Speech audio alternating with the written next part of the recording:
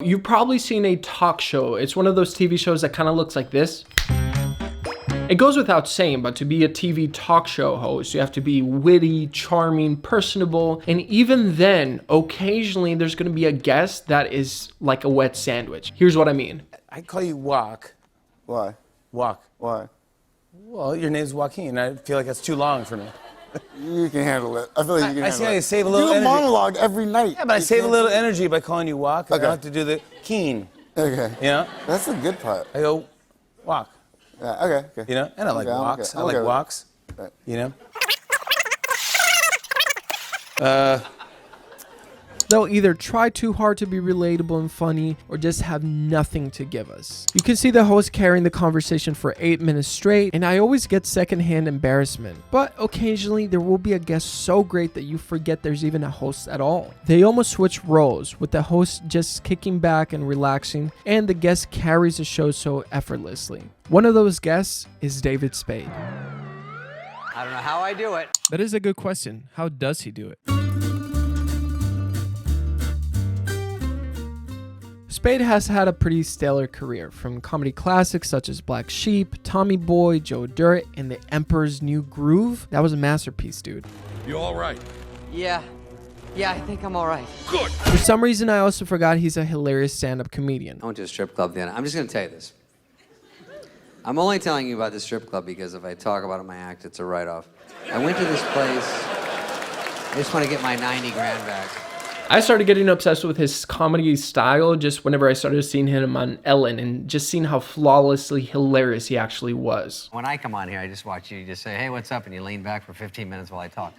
But, because sometimes I date girls that aren't my exact same age. Like they're lower a little bit.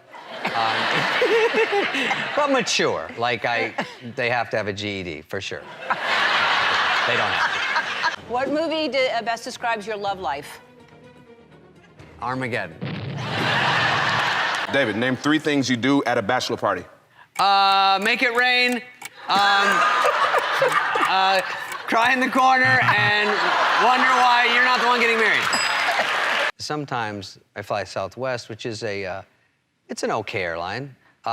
It's sort of crummy, and this does not leave this room, but Southwest, when you go there, they try to be very professional. They go, before you get on the aircraft, we have to clean the plane. It's literally one guy with Febreze going, all right, bring him on. Bring on the cattle. If there's anything you take from these clips is how likable Spade comes across, which isn't always the case with a lot of comedians, as they tend to lean into their comic personas or just not care about what people think. Comics like Bill Burr, Larry David, Ricky Gervais, they tend to attract an audience because of their polarizing personality. Think about them as the I don't care what you think or how you feel about this, I'm gonna say it anyways. There is no reason to hit a woman. There is no reason to hit a woman. And I was just like, really? I could give you like 17 right off the top of my head. That type of comic. Not to say that there's anything wrong with that, that's simply a comedy style and I often enjoy that when I'm in the mood for it. However, Spade comes across more likable. He's like someone that you can bring to almost any party and it'll be safe to say that he'll get a laugh without hurting anyone's feelings or tell jokes like these. Father sitting at home just reading the newspaper. This little girl comes running in. She's only 6. Hello, darling. Hello, Daddy. You've been playing? Yeah. In the park? Yeah. With your friends? Well, until the man came along. Till the man came along? Yeah, a man came along and he asked my friends to leave, so it was just me and him. Darling, come over. Whatever happened, none of it was your fault, okay, darling? None of it was your fault. But tell Daddy every detail. What happened? He took me behind a tree so no one could see what we were doing. Oh, God, darling, and then what happened? He took my dress off. Oh, God, what happened next? What happened? He took his thing out. Oh, God, darling, and then what happened? Nothing, that was it. Oh, well, make something up. And I get that analyzing and comparing comedy can actually just sometimes remove the whole point of comedy, which is like, just find what you like and laugh along, but I was just too curious. I wanted to find out like why David Spade was so funny. And why is he likable too? I keep saying that word, but what does that actually mean? So then I decided to break down a few of Spade's jokes and notice 4 things that made him such a great comic. First one is he's relatable. Now, this is no groundbreaking news. Most comedians have some sort of relatability to some aspect, but take a look at this bit. When you go to the mirror at Macy's, it's an octagon or something. So Have you ever seen yourself from the side? It's horrifying. I go like this. Who's this dude? Oh my God, is that me? Is that what the world sees every day? It's who invited Gollum in here? I'm like, I go, oh my God, is that? It's literally like 6, 5, 2, 2, 2.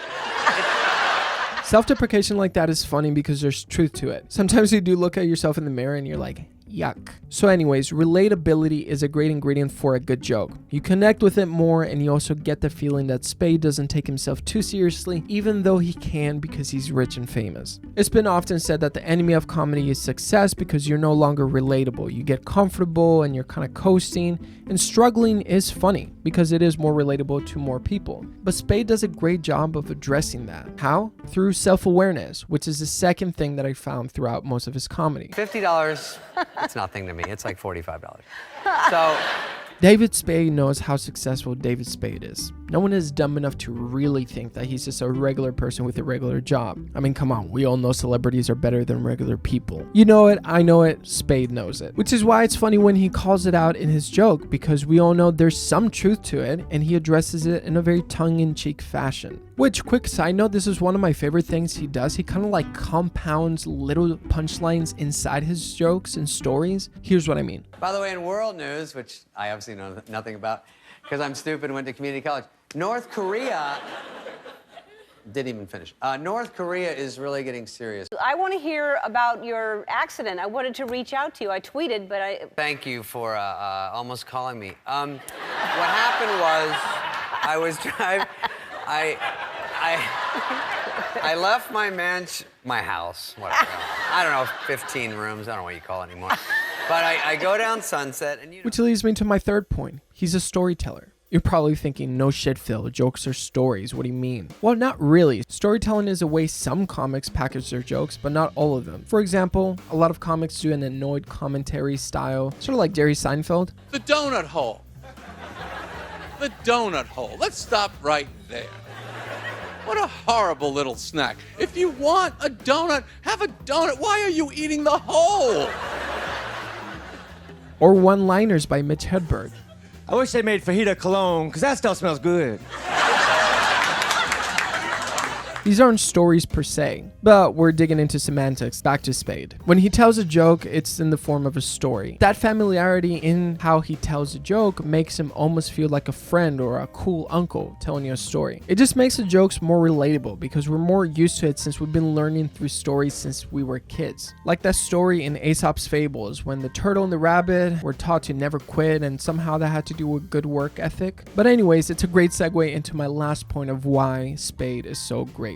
Work ethic. Making things simple is really, really hard. Similar to comedy, whenever you see a stand-up comic tell jokes, obviously they're extremely good at what they do and they've honed their craft, but they just make it look easy. And this is no exception with David Spade. On all of these talk shows, it seems like he's just spontaneously pulling out these hilarious stories, and it takes a lot of work, refining, choosing the right amount of words and timing. And of course, there's some sort of innate talent that Spade has. And it's weird because some people just have it. The way they look at the world is just funny. They're always trying to look for a good laugh. I've always been fascinated by comedians because their best jokes, the ones that really make you forget that there's a TV host at all start with the same thought. You do say things in real life, and that's how it gets in your act. You just sort of tell a story and you go, well, that's kind of interesting.